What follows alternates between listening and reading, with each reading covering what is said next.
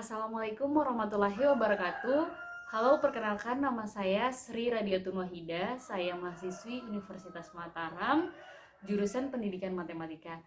Pada video kali ini saya akan menjelaskan materi koordinat kartesius. Nah, adik-adik atau teman-teman, materi koordinat kartesius ini biasanya dipelajari saat kita menginjak bangku sekolah menengah pertama atau SMP di kelas 8 semester 1. Adapun tujuan pembelajaran pada video kali ini, yang pertama, dengan cara mengamati, siswa dapat menentukan posisi titik terhadap sumbu X dan sumbu Y pada koordinat kartesius dengan benar. Kemudian tujuan yang kedua yaitu siswa dapat membedakan dan menentukan posisi titik terhadap titik asal atau 0,0 dan titik tertentu A, B pada koordinat kartesius dengan cara menyelesaikan masalah yang berkaitan dengan kedudukan titik dengan baik. Nah, adik-adik, dengan mempelajari koordinat kartesius, kita dapat menjelaskan posisi relatif benda terhadap acuan tertentu. Adapun 3 materi utama yang akan saya sampaikan pada video kali ini. Yang pertama, menentukan kedudukan suatu titik terhadap sumbu X dan sumbu Y. Yang kedua, menentukan kedudukan suatu titik terhadap titik asal yaitu 0,0 dan menentukan kedudukan suatu titik terhadap titik tertentu A, B. Baik adik-adik atau teman-teman, langsung saja kita ke pembelajaran yang pertama, yaitu menentukan kedudukan suatu titik terhadap sumbu X dan sumbu Y. Nah, sebelumnya perlu diketahui bahwa koordinat kartesius memiliki 2 sumbu, yaitu sumbu X yang berbentuk horizontal dan sumbu Y yang berbentuk vertikal yang saling tegak lurus. Kemudian sumbu X dan sumbu Y membagi bidang koordinat menjadi 4 kuadran, yaitu kuadran 1 terletak pada X positif dan Y positif, kemudian kuadran 2 terletak pada X negatif dan Y positif, kuadran 3 terletak pada X negatif dan Y negatif, kuadran keempat terletak pada X positif dan Y negatif. Mempelajari materi tentang koordinat kartesius sama halnya dengan mempelajari cara membaca peta atau denah. Nah, teman-teman, langsung saja kita ke contoh soal agar lebih jelasnya. Pertama-tama, kita misalkan sebuah titik pada bidang koordinat, yaitu misalkan kita letakkan sebuah titik di sini. Kita beri nama titik, misalnya titik A. Kemudian kita letakkan lagi satu titik di sini.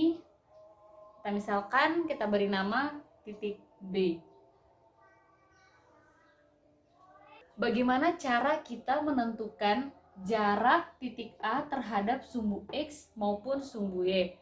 Nah, di sini sudah saya gambarkan kotak-kotak untuk mempermudah kita dalam mengerjakannya. Nah, caranya bisa kita hitung kotak-kotak yang dilalui oleh titik A untuk menuju ke sumbu X. Langsung saja, yaitu dari sumbu A 1, 2, 3, 4, 5, 6. Sehingga jarak titik A terhadap sumbu X yaitu 6 satuan.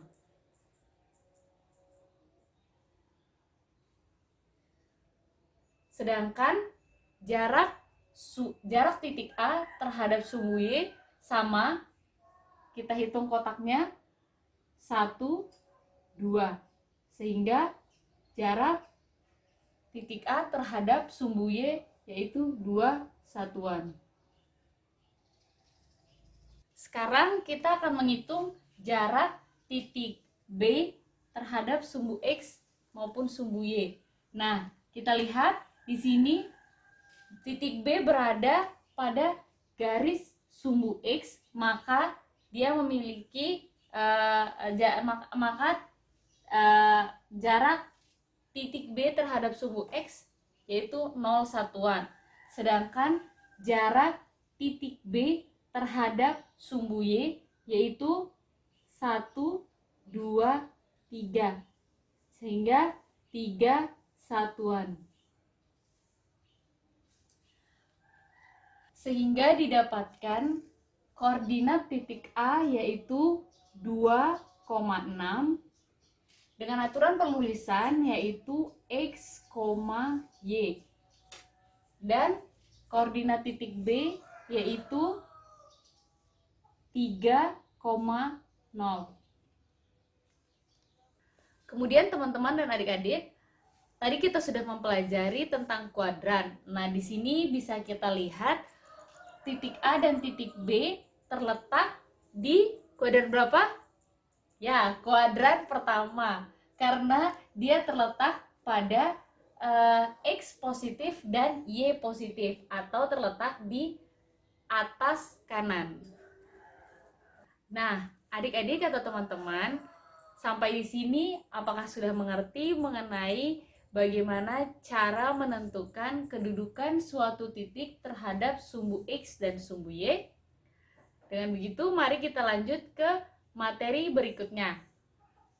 Materi kedua mengenai menentukan kedudukan suatu titik terhadap titik asal atau 0,0. Nah, jika kita sudah paham terhadap materi yang pertama tadi, maka kita juga dapat memahami materi yang kedua ini. Menentukan posisi titik terhadap titik asal sama halnya dengan menentukan kedudukan suatu titik terhadap sumbu X maupun sumbu Y. Ada titik acuannya, yaitu titik asal atau pusat koordinat yang terletak di sini. Untuk lebih memahaminya, langsung saja kita ke contoh.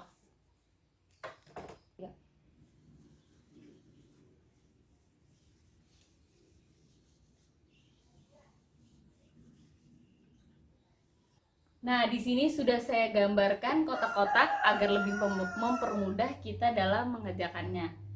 Nah, pertama-tama seperti halnya kita menentukan kedudukan titik terhadap sumbu X dan sumbu Y, kita juga memisalkan sebuah titik.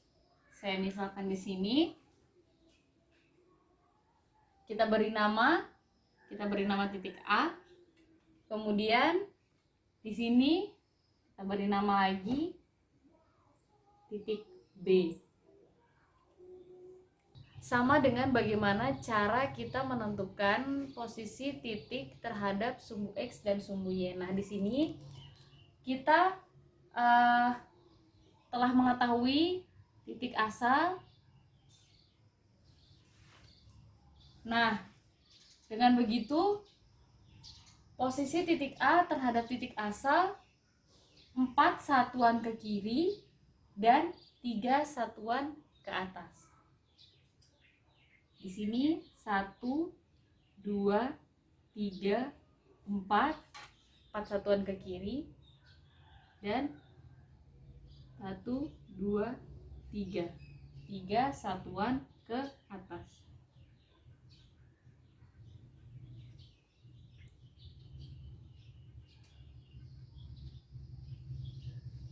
Dengan begitu, kita dapatkan koordinat titik A yaitu -4,3. Dan titik A ini dapat kita lihat bahwa dia terletak di kuadran berapa? Kuadran kedua, yaitu X negatif dan Y positif. Nah, sampai di sini apakah adik-adik sudah mengerti? Dengan begitu dapat kita lanjutkan ke materi yang ketiga.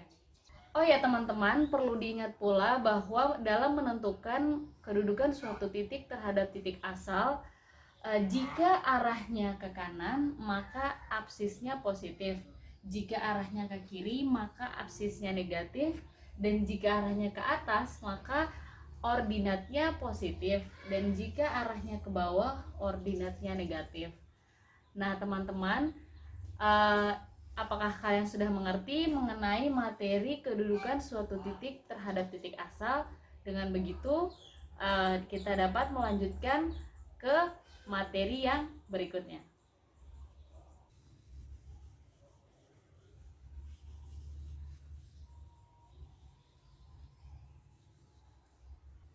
Nah, tadi kita telah mempelajari bagaimana cara menentukan kedudukan suatu titik terhadap sumbu X dan sumbu Y, serta kedudukan titik terhadap titik asal. Menentukan kedudukan suatu titik terhadap titik tertentu sama halnya dengan menentukan kedudukan suatu titik terhadap titik asal. Yang pertama kita lakukan adalah memisalkan sebuah titik sembarang pada bidang koordinat.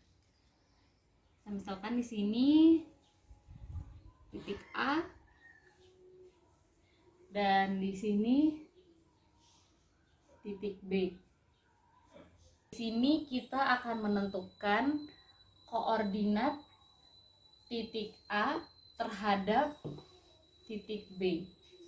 Nah, sebelumnya kita masukkan nilai koordinat titik A yaitu min 4,3 dan titik B 5,5. Bagaimana cara kita menentukan koordinat titik A terhadap titik B? Di sini telah kita ketahui bahwa titik acuannya yaitu titik B 5,5. Caranya sama seperti menentukan posisi titik terhadap sumbu X maupun sumbu Y serta posisi titik terhadap titik asal. Kita hitung kotak-kotak yang dilaluinya, yaitu dari titik acuannya. Di sini 1, 2, 3, 4, 5, 6, 7, 8, 9. Nah, perlu diingat lagi seperti yang sudah saya jelaskan tadi, jika arahnya ke kiri maka absisnya negatif, dan jika arahnya ke kanan maka absisnya positif. Nah, di sini kita memiliki titik B yang arahnya ke kiri maka absisnya negatif. Kemudian kita hitung lagi dari sini berapa kotak? 1, 2. Seperti tadi, jika arahnya ke bawah maka ordinatnya negatif, dan jika arahnya ke atas ordinatnya positif. Nah, di sini kita arahnya ke bawah maka ordinatnya negatif. Dengan begitu dapat kita simpulkan bahwa koordinat titik A min 4,3, saya geser papannya, terhadap titik B 5,5 yaitu min 9, min 2. Teman-teman, sejauh ini apakah kalian sudah mengerti bagaimana cara menentukan sebuah titik terhadap titik tertentu? Nah, bagaimana? Mungkin ada pertanyaan dari kalian, bagaimana jika titiknya dimulai dari sini, yaitu dia turun dulu baru ke kiri? Jawabannya bisa juga. Nah, kenapa? Karena titik X dipengaruhi oleh arah gerak titik, yaitu ke kiri dan ke kanan, sedangkan posisi Y dipengaruhi oleh gerak ke atas dan ke bawah, sehingga mana saja bisa ke kiri dulu baru turun, atau turun dulu baru ke kiri. Jadi kita bisa menghitungnya karena sama saja, teman-teman. Seperti itu. Nah, teman-teman, telah kita bahas 3 materi, yaitu kedudukan suatu titik terhadap sumbu X dan sumbu Y, kedudukan suatu titik terhadap titik asal, dan yang ketiga yaitu kedudukan suatu titik terhadap titik tertentu. Teman-teman atau adik-adik, dari ketiga materi yang telah saya jelaskan, manakah yang menurut kalian masih sulit? Dapat kalian komentar di bawah video ini, mungkin nanti akan saya jelaskan. Kemudian selanjutnya nanti akan saya beri sebuah soal atau lembar kerja peserta didik LKPD kepada kalian di video ini, untuk kalian bisa mempelajarinya lagi atau mengerjakan latihan-latihan soal sehingga kalian bisa lebih memahami terkait dengan ketiga materi yang tadi. Terima kasih teman-teman yang sudah menyaksikan video ini. Lebih dan kurangnya mohon maaf. Assalamualaikum warahmatullahi wabarakatuh.